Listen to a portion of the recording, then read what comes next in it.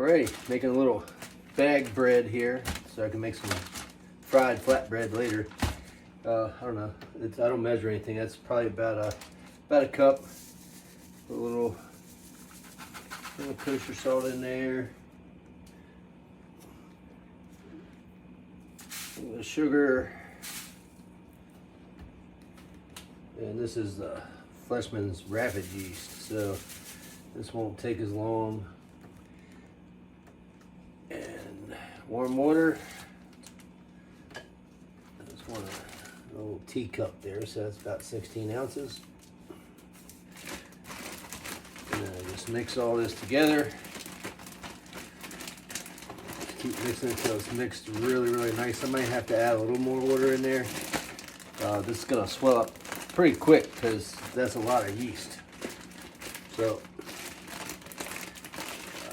we'll check back in on that a little later. And there you have it.